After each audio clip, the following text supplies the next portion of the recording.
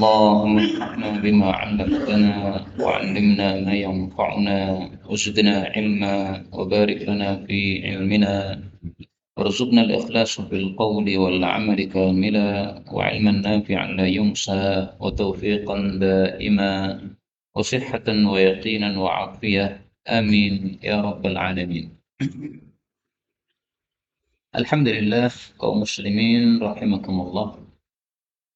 Kita lanjutkan kajian Mukhtasar Al-Jami' As-Saghir dan kita sudah membahas pada huruf alif pada hadis 971. Faqala al-muallif hafizahullah wa nafa'ana bihi wa bi'ulumihi fid dharain amin. Qala Rasulullah sallallahu alaihi wasallam, iqsimu bagilah al-mala harta, maksudnya harta warisan, baina di antara ahli faraid, pemilik faraid, ala kitabillah, berdasarkan kitabullah, maksudnya Al-Quran. Fama tarakat, maka apa yang menyisakan al-faraid, bagian-bagian faraid, fali aula, maka untuk yang paling dekat, maksudnya dekat kepada si mayit, rajulin yang laki-laki, dzakarin yang laki-laki. Hadis riwayat Imam Muslim, derajatnya sahih. Kaum muslimin rahimani wa rahimakumullah. Hadis ini membahas tentang faraid. Faraid adalah bagian-bagian yang sudah ditentukan oleh Allah Subhanahu wa taala bagi ahli waris. Ditentukan di dalam Al-Qur'an pada surah An-Nisa ayat 11, ayat 12 dan ayat terakhir dari surah An-Nisa. Allah Subhanahu wa taala mengatakan yusikumullahu fi auladikum lidzakari mithlu hadzil unthayain. Allah mewasiatkan kepada kalian tentang anak-anak kalian, bagi anak laki-laki mendapatkan jatah dua anak perempuan. Kemudian Allah mengatakan, kalau kamu punya anak-anak perempuan saja, jumlahnya dua atau lebih, maka jatah mereka adalah 2/3 dari harta warisan. Kalau anaknya hanya satu perempuan, maka warisannya adalah separuh dari harta warisan. Untuk bapak ibunya si mayit, masing-masing mendapatkan 1/6 dari harta warisan, dengan syarat si mayit memiliki anak. Kalau mayit tidak punya anak dan yang mewarisi hanyalah kedua orang tuanya, maka si ibu mendapatkan 1/3 harta warisan. Artinya sisanya untuk bapak, ibunya hanya 1/3. Kalau si mayit memiliki saudara-saudara laki-laki, 2 atau lebih, maka ibunya mendapatkan 1/6 lagi, nggak jadi 1/3. Yaitu semuanya dibagi setelah wasiat mayit ditunaikan dan hutangnya si mayit diselesaikan. Nah, yang disebutkan oleh Allah dalam ayat ini, ada thulutha 2/3 kalau anaknya hanya perempuan 2 atau lebih, atau an-nisf setengah ketika anaknya hanya satu perempuan, atau as-sudus, bapaknya mendapatkan 1/6, juga ibunya mendapatkan 1/6 kalau si mayit punya anak. Kemudian as-sulus 1/3, yaitu kalau si mayit tidak punya anak, maka ibunya mendapatkan 1/3. Tapi kalau si mayit punya saudara-saudara, ibunya mendapatkan 1/6. Nah, ini semuanya perkataan 1/6, 1/3, 1/4, itu namanya apa? Faraid. Jadi faraid itu bagian warisan yang sudah ditentukan, itu namanya faraid. Yang tidak ditentukan biasanya kita sebut sebagai asabah. Maka Rasulullah di sini mengatakan, kalau sudah dibagi faraidnya kok masih sisa, berikan kepada siapa? Kepada yang paling dekat kepada si mayit dari laki-laki yang ada. Misalnya, saya mati meninggalkan 2 anak, satu laki satu perempuan, misalnya. Bagaimana cara membaginya? Cara membaginya adalah istri saya dikasih dulu 1/8. Kenapa 1/8? Karena saya punya anak-anak. Kemudian bapak ibu saya masing-masing dikasih seperenam seperenam. Kenapa seperenam seperenam? Karena saya masih punya anak. Nah, sudah kan? Bapak ibu sudah dapat, istri sudah dapat. Berarti masih sisa. Nah, sisanya ini diberikan kepada aula rajulin dzakarin, kepada kerabatnya si mayit yang paling dekat. Yang paling dekat dengan saya siapa? Anak laki-laki saya. Nah, maka diberikan kepada anak laki-laki saya. Tapi karena anak saya dua, satu laki-laki, satu perempuan, maka berlaku hukum ayat tadi, yaitu Allah mengatakan, lidzakari mithlu hadzil unthayain. Berarti sisa tadi dibagi tiga bagian. Untuk anak perempuan saya dapat satu bagian, untuk anak laki-laki saya dapat dua bagian. Nah, itulah contohnya membagi warisan seperti itu. Dan perintah ini membagi warisan, ini perintah yang wajib. Karena warisan itu adalah miliknya ahli waris. Sehingga kalau warisan tidak segera dibagi, ini berarti mendolimi kepada pemilik hak. Seperti adatnya orang Jawa mungkin. Bapak mati tidak segera dibagi. Kenapa? Masih dikuasai oleh ibu karena ibunya masih hidup. Dan baginya kapan? Nunggu ibunya mati. Seperti ini dolim. Dolim kepada siapa? Dolim kepada orang-orang yang berhak mendapatkan warisan tadi. Siapa yang berhak mendapatkan warisan? Ya, ibu termasuk. Tapi anak-anak juga termasuk. Istri sebagiannya kecil, seperdelapan saja. Yang lebih besar adalah anak-anaknya ini. Nah, kasihan anak-anaknya ini. Sebenarnya kalau segera dibagi, dia segera punya harta, bisa untuk modal kerja dan sebagainya. Tapi gara-gara mengikuti adat Jawa, akhirnya harta bapak tidak segera dibagi, malah dikuasai oleh ibu. Nunggu ibu mati. Atau sebaliknya juga begitu. Ibu mati nggak segera dibagi hartanya. Padahal yang kaya ibunya ini. Ibunya punya tanah berhektar-hektar. Bapaknya orang miskin dulu menikahi ibunya yang kaya tadi. Nah, tidak segera dibagi malah dikuasai oleh bapaknya. Meskipun niatan bapaknya bagus, ini tanah mau saya jual untuk saya umrahkan anak-anak saya. Loh, kamu umrahkan dengan duitnya siapa? Itu duit mereka sendiri itu. Segera dibagi. Nah, maka ini satu kezaliman yang biasa terjadi pada kita orang-orang Jawa. Nah, maka hendaklah masalah ini betul-betul diperhatikan. Kemudian hadis 972. Absir, tahanlah, min jusaika, dari sendawamu. Fa inna, karena sesungguhnya, aktsaran nasi, paling banyaknya manusia, syaba'an, kenyang, fit dunya, di dunia, itu adalah aktsaruhum, yang paling banyaknya mereka, ju'an, lapar, fil akhirah, di akhirat kelak. Hadis riwayat Hakim sahih. Hadis ini memiliki sababul wurud, kenapa Nabi menyabdakan. Yaitu ada seorang sahabat Nabi bernama Abu Juhaifah. Tapi waktu itu dia masih anak-anak, belum balik. Di hadapan Nabi SAW, dia mengeluarkan sendawa yang keras setelah makan. Maka oleh Nabi dinasehati, kamu tahan sendawamu, jangan dilepas seperti itu. Maka ini adalah adab bagi orang yang bersendawa setelah dia makan, tidak dilepas secara vulgar di hadapan orang banyak, seperti ini kurang adab. Bukan berarti dilarang kita bersendawa, bukan ya. Tapi hendaklah sendawanya ditahan, tidak dilepas seperti itu. Kemudian hadis ini mencela syaba, kenyang. Bahwasanya yang paling sering kenyang di dunia berarti nanti akan paling sering lapar atau paling lama laparnya di akhirat. Nah, para ulama mengatakan tercelanya kenyang itu sebenarnya bukan kenyangnya sendiri yang tercela, tetapi yang tercela adalah akibat-akibat dari kenyang tadi. Orang kalau kenyang maka mudah ngantuk, malas, tidak semangat ibadah dan sebagainya. Jadi bukan berarti dilarang kenyang sama sekali, tidak ya. Silahkan Anda makan sampai cukup perutnya, kemudian kekuatan pulih, ibadah kepada Allah Subhanahu wa taala. Tapi kalau setiap makan kenyang terus, kemudian akhirnya ngantuk terus, akhirnya loyo terus dari ibadah, nah itulah yang dicela oleh Rasulullah sallallahu alaihi wasallam.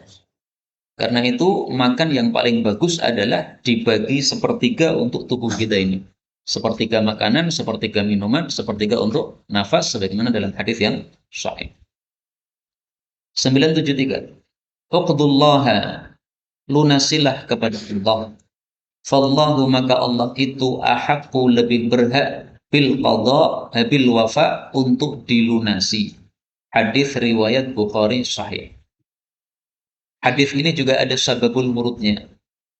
Ada seorang sahabat Nabi perempuan bertanya kepada Nabi Shallallahu Alaihi Wasallam, ya Rasulullah, ibuku bernazar haji sampai mati belum berhaji. Bolehkah saya menghajikan ibu saya? Jadi ibunya punya utang nazar haji. Nazar itu berarti kepada Allah, berarti utangnya kepada Allah. Nah, maka sebelum Nabi menjawab, Nabi bertanya, bagaimana seandainya ibu kamu punya utang kepada manusia? Kamu lunasi tidak? Maka dia mengatakan, ya saya lunasi ya Rasulullah. Nah, maka Rasulullah kemudian menyampaikan hadis ini. Kalau begitu, lunasilah hutang kepada Allah. Karena Allah itu lebih berhak untuk dilunasi. Maka hadis ini menunjukkan bahwa kalau ada orang punya utang nazar, maka hendaklah utang nazarnya itu dilunasi oleh ahli warisnya. Bisa dilunasi dengan perbuatan ahli waris yang tadi, bisa juga dilunasi dengan harta warisan. Misalnya utang puasa. Nah, satu hari puasa boleh kita ganti dengan puasa, atau satu hari puasa boleh kita ganti dengan membayar fidyah. Sebagaimana sudah dijelaskan dulu bahwa masalah itu ada khilafiyah, tapi seperti itulah ringkasannya.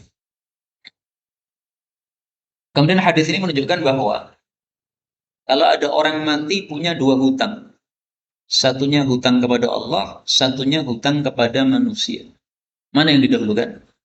Hutang kepada Allah Subhanahu wa taala.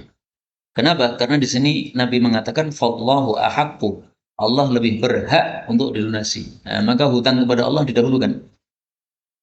Sehingga kalau ada orang mati, sebelum harta waris dibagi, ada 4 yang harus dilakukan terlebih dahulu.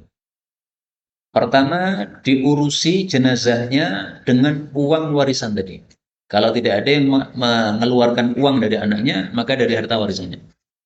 Yang kedua, ditunaikan utang-utang kepada Allah Subhanahu wa taala.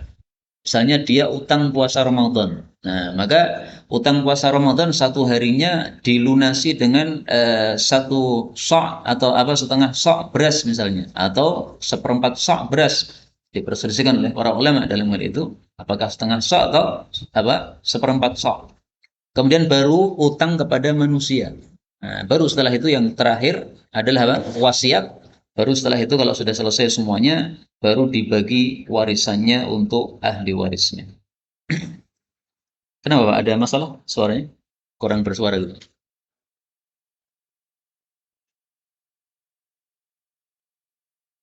Baik, kita lanjutkan 974. Iqta'u, potonglah, maksudnya potonglah tangan pencuri fi rubu'id dinar, pada seperempat dinar. Wala taqta'u, dan janganlah kalian potong fima huwa, pada apa-apa yang dia itu adna min dzalik, lebih rendah dari hal itu. Hadis diriwayatkan oleh Imam Ahmad sahih. Hadis ini menunjukkan bahwa dalam syariat Islam maling itu dipotong tangannya. Sebagaimana kalam Allah di dalam surah Al-Maidah. Was-sariqu was-sariqatu faqta'u aydiyahuma. Al-Maidah ayat 38. Maling laki maupun maling perempuan, potonglah tangan keduanya. Jaza'an bima kasaba, sebagai balasan untuk kelakuan mereka. Nakala minallah, hukuman dari Allah. Wallahu azizun hakim, Allah maha gagah, maha bijaksana. Yang dipotong bagian apanya? Yang dipotong bagian pergelangannya sendiri. Jadi tidak boleh sampai ke siku, tidak boleh sampai ke ketiak, tapi hanya pergelangan. Karena dia maling dengan tangannya ini yang dia pakai. Kalau sudah dipotong ini sudah tidak bisa maling lagi, tangannya sudah nggak bisa ngambil. Nah, maka wajar kalau yang dipotong hanya sampai pergelangan. Karena itulah para ulama mengatakan kata-kata aidi itu artinya bukan tangan sebenarnya, tapi telapak tangan. Al-aidi artinya apa? Telapak tangan. Itu kalau maling satu kali, telapak tangan kanannya dipotong. Maling yang kedua, maka bukan telapak tangan kiri, tetapi kakinya yang kiri. Kalau maling yang ketiga, baru telapak tangan kiri. Maling keempat baru telapak kaki kanan. Jadi bersilang. Meskipun tidak ada hadisnya dari Nabi SAW, tapi itu diamalkan di masa para khulafa. Nah, sehingga kita ambil pendapat para khulafa tersebut. Maling apa yang dipotong tangannya? Nabi mengatakan fi rubu'id dinar, hanya pada seperempat dinar. Satu dinar sekarang sekitar 3,9 juta. Nah, supaya mempermudah hitungan 4 juta lah. Berarti seperempat dinar berapa? 1 juta. Ini seandainya HP ini nilainya 1 juta. Ada orang maling HP ini, maka dia tangannya dipotong. Laptop ini kalau dimaling orang, tangannya dipotong. Karena harganya lebih dari 1 juta. Sehingga nisabnya pemotongan tangan maling itu adalah seperempat dinar atau 1 juta. Maka kalau adna lebih rendah daripada 1 juta tidak boleh dipotong. Mac ini misalnya, berapa harganya ini? 100.000 misalnya. Nah, dimaling orang. Malam-malam masuk masjid kemudian maling ini. Ini nggak berhak dipotong tangannya. Karena masih rendah nilainya. 100.000. Bagaimana dengan sabda Nabi Shallallahu Alaihi Wasallam? Bahwasanya Nabi Shallallahu Alaihi Wasallam mengatakan la'anallahu sariqa. Allah melaknat pencuri yang dia itu yasriqul bayda, mencuri telur lalu dipotong tangannya, mencuri tali lalu dipotong tangannya. Hadis muttafaqun alaih. Padahal telur tidak mungkin harganya 1 juta, tali tidak mungkin harganya 1 juta. Nah, maka dijawab oleh para ulama, maksud hadis ini adalah Allah melaknat pencuri yang awalnya hanya mencuri barang-barang remeh.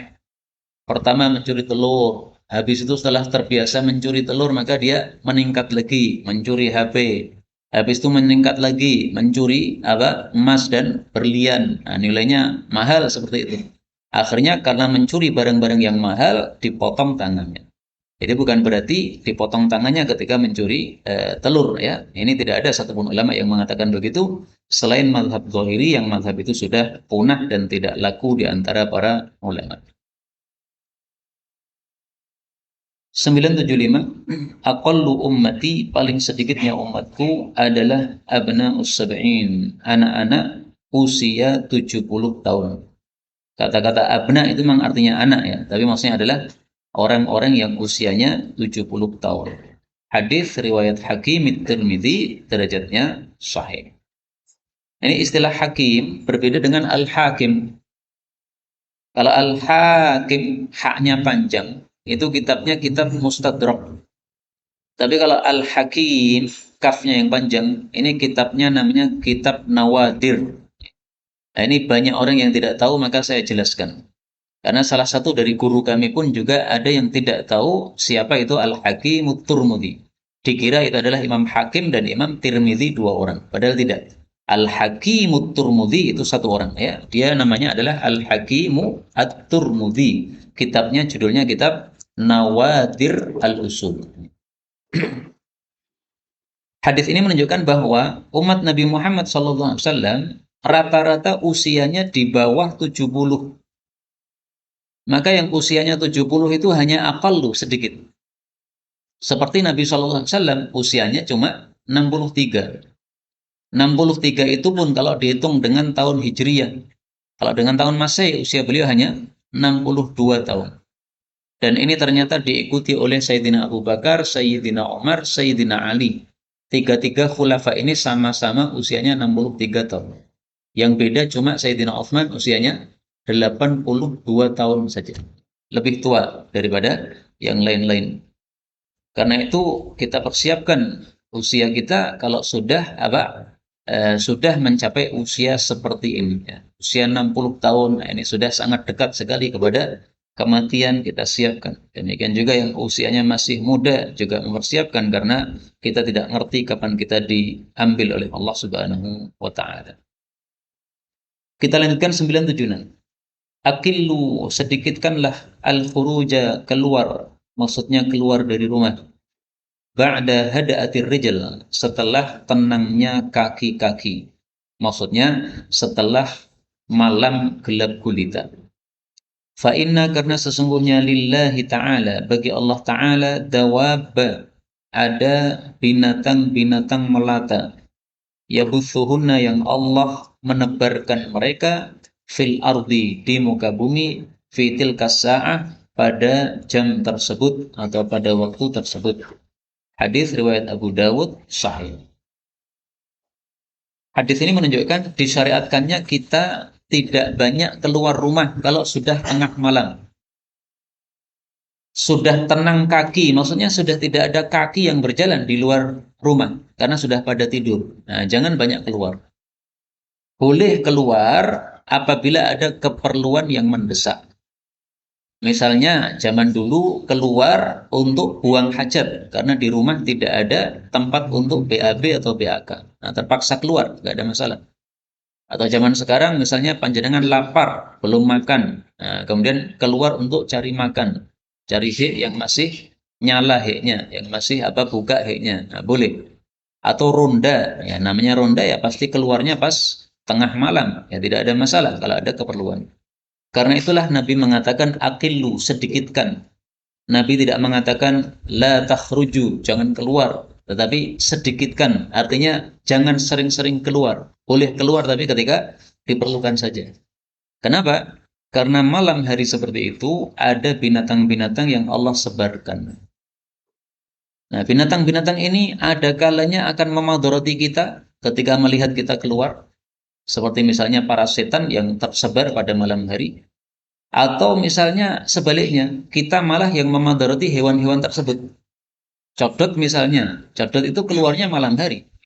Nah, kita melihat codot marah kita, kemudian kita lempar, mati dia. Nah, berarti terjadi saling memadoroti antara hewan dengan kita atau kita kepada hewan.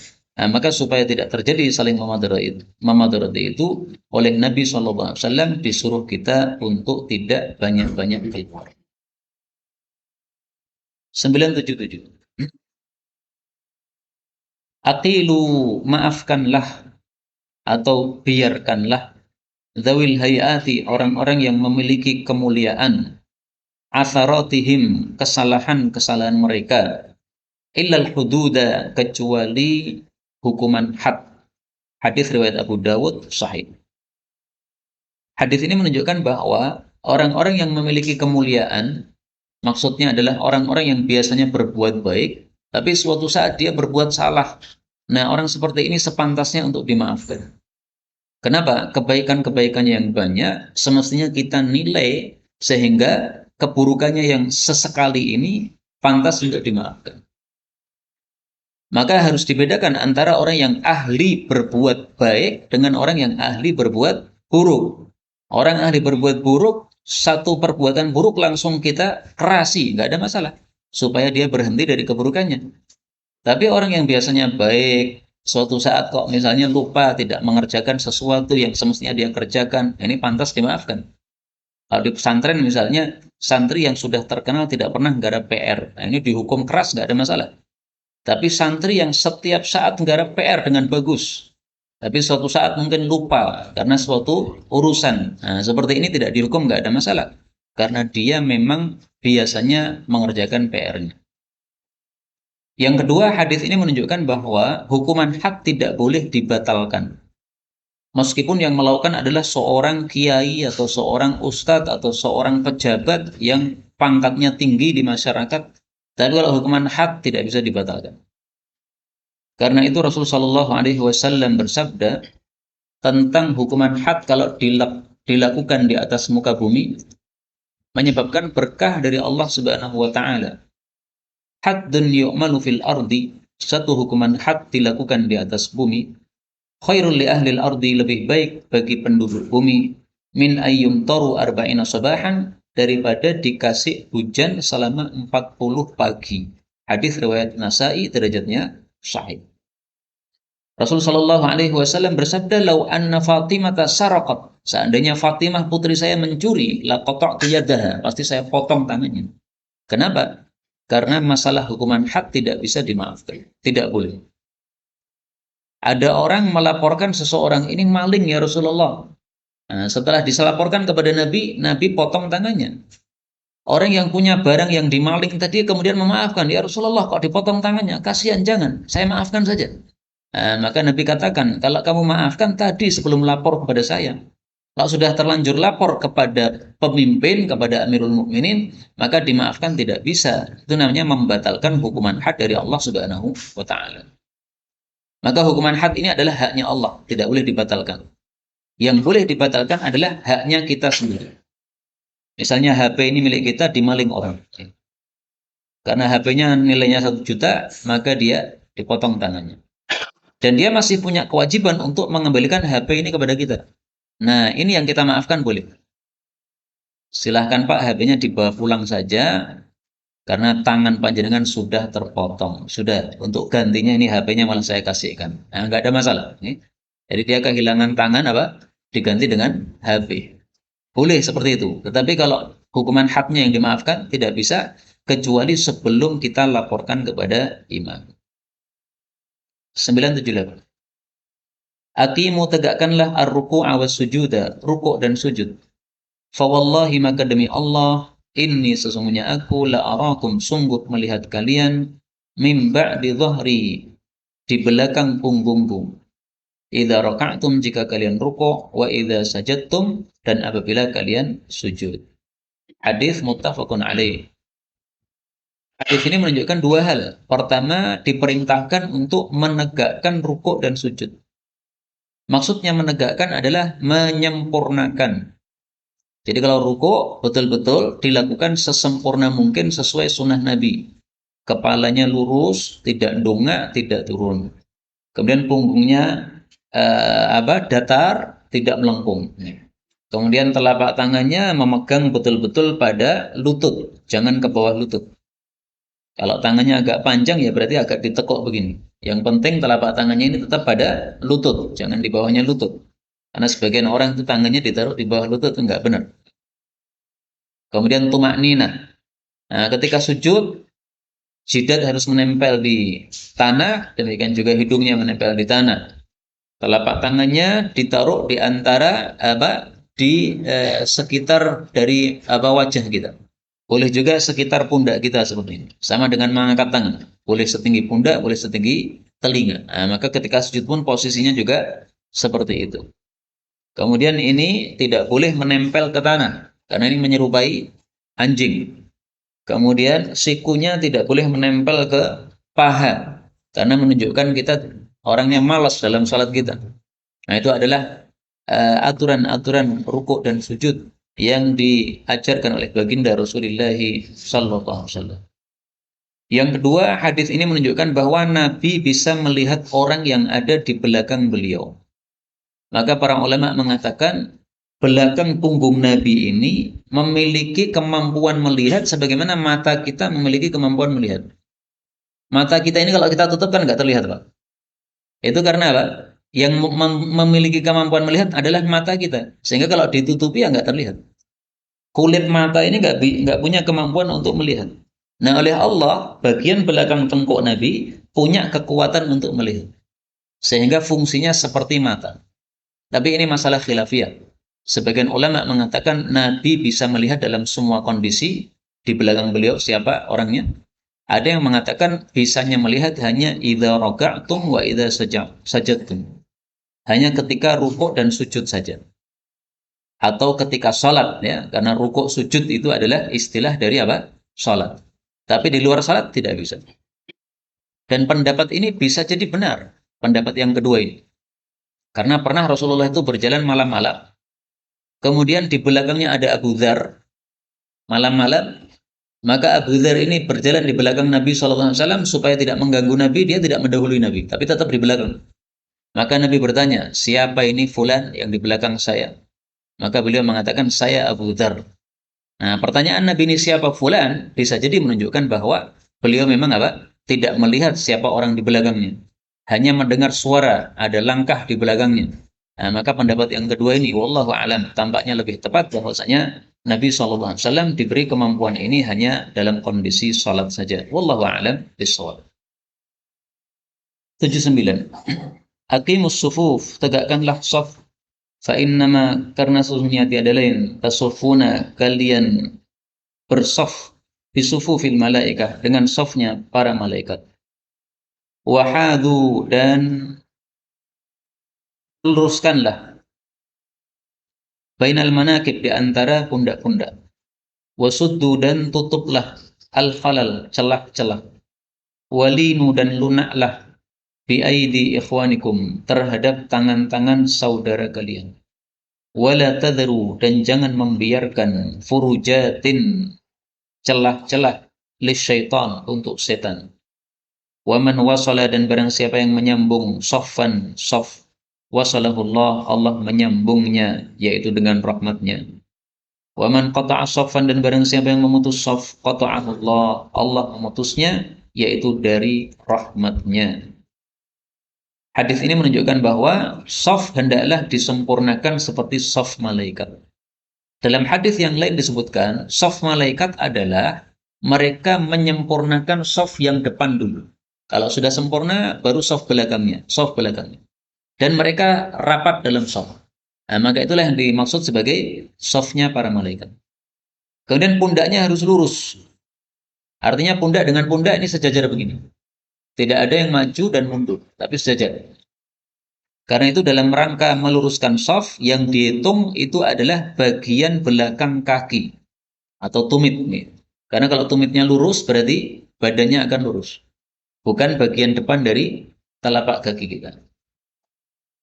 Yang dimaksud melunakkan tangan saudara kita adalah kalau ada seseorang ingin masuk ke saf yang depan karena ada tempat yang masih tersisa.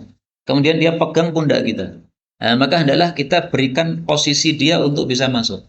Jangan malah kita gedekan berdiri kita supaya dia tidak bisa masuk. Tidak seperti itu caranya. Karena kadang-kadang kita lihat orang itu safnya terlalu gede kan. Maka dengan melihat saf yang terlalu gede tadi, kita bisa pikirkan kalau dia bergeser sedikit, ini tempat sampingnya masih bisa kita masuki. Boleh kita menyentuh pundaknya, menyentuh dalam rangka memberitahu dia, ya, saya mau masuk. Maka kalau ada orang seperti itu, kata Nabi, linu, lunakkanlah, alias berikanlah tempat untuk dia supaya bisa masuk. Kemudian hadis ini menunjukkan bahwa tempat-tempat yang tersisa di antara shaf yang renggang itu akan dimasuki oleh setan-setan. Sehingga tidak khusyuknya seseorang dalam sholat kadang-kadang gara-gara shafnya tidak dirapatkan. Kalau rapat, maka bisa terbantu kekhusyukannya karena setannya nggak bisa masuk. Kemudian hadis ini menghasung kita untuk menyambung shaf. Menyambung shaf, yaitu kalau ada shaf yang terputus, maka kita tempelkan kaki kita. Ini namanya menyambung. Kalau orang ditempeli, dia malah menghindar. Ini namanya memutus. Nah, orang yang memutus ini diancam oleh Nabi, diputus rahmatnya oleh Allah. Yang menyambung dijanjikan oleh Nabi, disambung rahmatnya oleh Allah Subhanahu wa ta'ala. 980. Aqimus shalah, tegakkan salat. Wa atuz zakah, bayarkan zakat. Wa hujju, hajilah. Wa'tamiru, umrahlah. Wastaqimu, istiqamahlah. Yustaqam bikum, niscaya akan diistiqamai terhadap kalian. Hadis ini menunjukkan bahwa salat dan zakat tidak bisa dipisahkan. Makanya Nabi menggabungkan antara keduanya.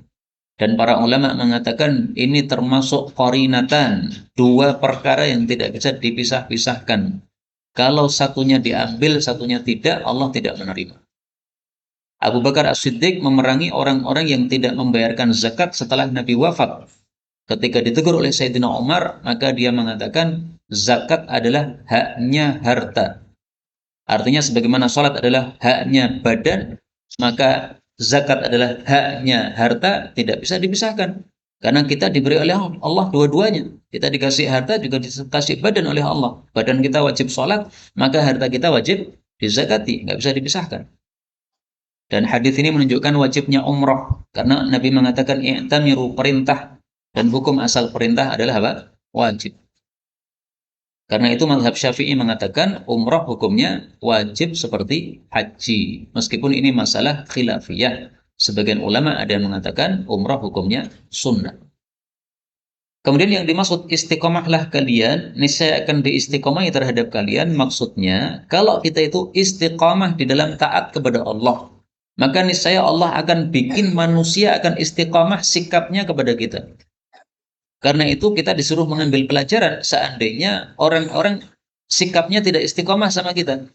Yang dulu cinta sama kita, tiba-tiba memusuhi kita. Yang dulu tidak pernah mengganggu kita, kemudian sekarang mengganggu kita. Nah, kita tidak usah melihat kepada orang lain, lihat diri kita sendiri saja.